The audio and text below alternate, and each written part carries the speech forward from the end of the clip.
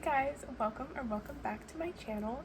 Today I'm doing the book tag that Steph Bohr kind of like created. I thought it would be fun just to give you guys some recommendations, some books that I love, some books that I don't love, and all that stuff. So that's what today's video is going to be, so let's get right into it. The first prompt is a book that you tell people is your favorite. It would be Archer's Voice by Mia Sheridan. I recently had someone ask me my favorite book, and this is my go-to answer. I feel like a lot of people, if they are asking me because they want to read books, I feel like a lot of people would like this because it's a romance, and I just feel like it's a very easy read to get into, and this is definitely one of my favorite books of all time. Not just a romance, has a lot of depth, and I really love that. So that's that. A book that is my guilty pleasure. I had a hard time kind of doing this one because I don't really like a lot of books that like I feel like people don't like. I feel like I have the same opinion as a lot of people.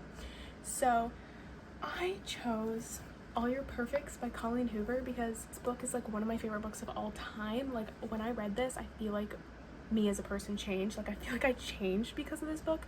I don't know why. I love it so much. It's one of her better reads, even though a lot of people seem to disagree, and that's why I call it like one of my guilty pleasure reads, because I love it so much, and a lot of people don't, and I completely understand. I am not the biggest fan of Colleen Hoover anymore. Do I still read some of her works? Yes. But am I a really big fan? No, my taste has kind of expanded, but this is definitely one of my guilty pleasure. Next is a book that everyone loved, but I didn't. This one was very easy for me. I have The Unhoneymooners by Christina Lauren. I hated this book. I'm just gonna be really fast with it. I thought they had no chemistry. I did not like the plot at all, and also I just really did not like the couple at all. I feel like they just didn't go together, and I just feel like she was better off on her own, and I absolutely hated it. I think I gave that book like a 2 stars. It was one of my least favorite books of all time. And then I'm gonna say I have 2 for this one just because I want to get them out of the way, and I feel like this one's a very honorable mention. I have basically any Penelope Douglas book. I've read 2. I read Punk 57 and Birthday Girl, and I did not like either of them, but Birthday Girl was by far the worst. I gave it a 1 star. I don't know why the female, like at least in her 20s or something, like I just don't understand the point of when authors make them like 18, 19, like fresh out of like high school or like just going into college. Like I just don't understand the point of that, and I just really didn't like how he kind of like insinuated, but she's just like a little girl. I don't like that. And next is a book I read the fastest. This would be Every Summer After by Carly Fortune. I literally devoured this book. I sat in my bed for hours reading it, and I just don't know why, but this book like completely encapsulated me, and I just never wanted to put it down, and I don't know why. It's not the best book I've ever read, but if you like Love in Other Words, you would really love this book. I just never wanted to put it down, which is a great sign in a book. It was her like debut novel, and it was so good. A book I think deserves more hype, definitely would have to say Lotus by Jennifer Hartman. I would check the trigger warnings on this if you want to read it, but it is a soft boy romance.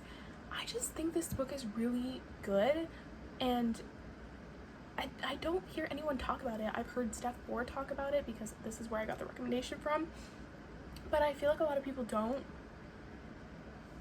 talk about it enough, and it's just so good. Like, but it has a lot of character growth. It does have a lot of dark things in it. I guess that's why it's called a dark romance. It does have a lot of dark things in it, so I would be aware of that. But I just love it. Like, I just love this book. And I think a lot of people should read it if you want to. A book that is becoming a movie or TV show. I'm gonna do this one. It came out as a movie in like October. It is My Policeman by Bethan Roberts. I feel like I've talked about this book a lot on my channel. I love it so much. I'm starring Harry Styles all over my wall. You can see him. Hey. But I loved it. Really recommend the movie, but definitely read the book before. A lot of people didn't like the book, but I loved the book, so I highly recommend you read this before the movie. But yeah, came out a movie in October. Okay, we're gonna do a book I reread the most, and it is going to be All Your Perfects and My Policeman. I've read both of these 2 times. One of them I annotated for my best friend on her birthday, and this one I just read to freshen up when the movie came out. So, a book from a genre you don't normally read. So I could pick a mystery or thriller, but I feel like I'm more inclined to read those books. Like, I'm really interested in that a lot of the time. So I'm gonna pick I'm Glad My Mom Died by Jeanette McCurdy. This book is a memoir. I don't read memoirs. This is the only memoir I have an interest in reading. And I would check trigger warnings if you want to read this. I thought it was really interesting to see because she like talks a lot about it. Obviously it's her own personal experience with abuse because of her mother and all of that stuff, and I thought it was so beautifully written and it's so heart-wrenching. Like, I completely recommend this if you want to read a memoir. This one's really, really good, and I would recommend any of my family members to read this, honestly. It's just that good. A book that deserves all the hype it gets. Beach Read by Emily Henry. This book definitely deserves all the hype it gets. I read this about a year ago, and I think about it very frequently. Like, I don't think about the romance aspect of it. I think about the self-journey January went on. I think about the like whole plot of why she was there. Of course, the romance is so iconic. Their banter in this book is like some of the best banter I've ever like read about. I just love it so much. But this one, like, I don't know, I related to a lot of January's life, and I just like found myself relating a lot to the quotes and like getting advice from this book. I absolutely loved it. Like, really recommend this, and I think it deserves all the hype it got. This is Emily Henry's best book, and I will stand by that. I will stand by it. A book you usually recommend when asked to give a recommendation. This one is really funny because I picked Verity by Colleen Hoover. I feel like a lot of people recommend Colleen Hoover books just because they're easy to read, easy to get through, they're captivating. Basically, you have a lot of cliffhangers. This book definitely is that because it's a thriller, and I actually recommended this to my mother. And she was like, mind you, I'm 19 years old. I'm 19. At the time she read it, I was 18, but I'm 18, 19 years old. And I recommended this to her because it was like one of the reads she was interested in that I've read, and I was like, I really enjoyed it. It was like a 5-star read for me. I really thought it was good. It made you think. It was creepy, chilling, and that's what my mom likes. And I was like, you should read it. And then she read it and she goes, I cannot believe my daughter is reading this. I'm like, you're in for a wild ride, because if I recommended you a lot of the other books I read, nothing compared to this. So it's kind of embarrassing, but would definitely always recommend Verity by Colleen Hoover. A book with your favorite characters. I'm gonna pick, surprisingly, because the next one has the answer that's obvious. I'm gonna pick Saving Six by Chloe Walsh. I just read this month. 5-star read, absolutely wonderful, loved it. And I just love Joey and Aoife, gonna be honest. Like, they kind of are surpassing Johnny and Shannon for me. I don't know, but I just loved everything about them, and I love Joey as a character, and I love Aoife as a character, and both of them together are just like amazing, and I just love their relationship. So definitely I'm gonna say Saving Six by Chloe Walsh. Amazing characters, and this book is amazing. A book you wish you could live in. I'm gonna say Long Way Down by Kristen Becker Ritchie. This is the 9th book in the Addicted/Calloway Sister series. Obviously I'm gonna pick that because Reich is my favorite man. Like, he's my favorite addicted man. And I would love to live in Long Way Down because it's my favorite book of the entire Addicted series. So I'm definitely gonna say him in that book. I want to go back in time to when I read that book for the first time. It's literally on a reading vlog of me reading that book. Loved it. And I would definitely live in that, but I would live in the Addicted/Calloway universe any day of the week. Like, I just want to live in the Addicted/Calloway universe. So I guess I'm kind of cheating. I would live in all the books, but whatever.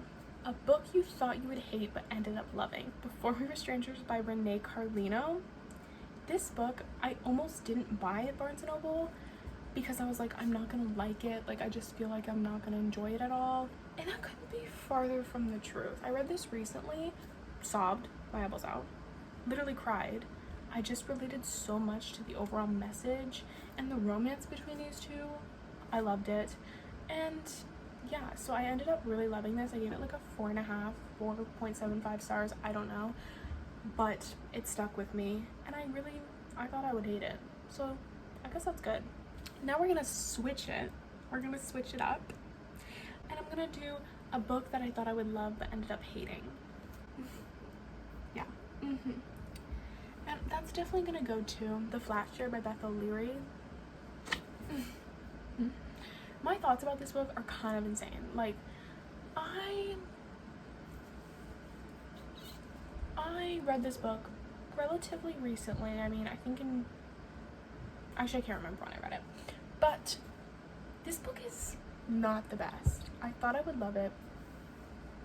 Did not at all. The book is so slow, and not even like a cute slow burn. It's like literally they don't even know each other basically until you're halfway through the book. Like, I don't know how to explain it, but it was really, I wasn't a big fan of it, and I just don't know if Beth O'Leary's for me personally. I don't know if she's the author for me. My best friend loves Beth O'Leary, so I guarantee you she would enjoy this, but it's just not for me, and I don't think Beth O'Leary's books are gonna be for me. That's me personally. That's my opinion. So, a book that made you cry. This one's easy. This one's easy. Reminders of Him by Colleen Hoover. Oh my god, I think I sobbed the entire way through this book. Literally the entire way. I don't think there was a point where I wasn't sobbing. Honestly. It was so good. And I gave it a 5 stars immediately. But it was really sad. It was really freaking sad, guys. Really sad. Cried a lot. So, if you want an emotional read, this one's really good. Also, half the books on this list made me cry. I cry at books very easily. Doesn't take much to make me cry. I cry a lot. A book you wish you could read for the first time. I'm gonna pick 2 books. It is Binding and Keeping 13 by Chloe Walsh. I'm kind of cheating because I've already had Chloe Walsh in here, but I've had 3 Colleen Hoovers, so. Binding and Keeping 13, I almost did not buy also on Amazon. I was gonna get the pre-series by Sierra Simone, and I don't know if I would be the same person I am right now if I hadn't read Binding and Keeping 13. These books are amazing. Highly recommend them. Check trigger warnings though. It does have a lot of triggering subjects in there. These books are incredible. Incredible.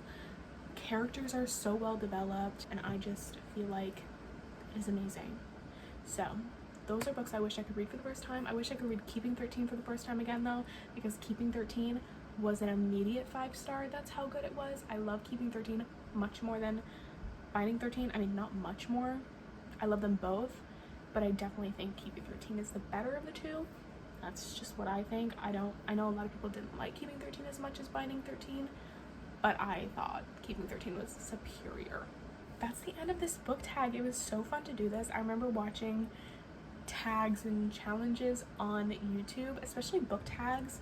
I feel like I used to watch them all the time when I was younger and like reading, but like booktubers obviously weren't like a really big thing, so I would just like watch like these random book tags that booktubers at the time were doing, and it was so fun, and I wanted to do it. To know that Steph Bohr has revived the tag era of YouTube, she has the power to do it.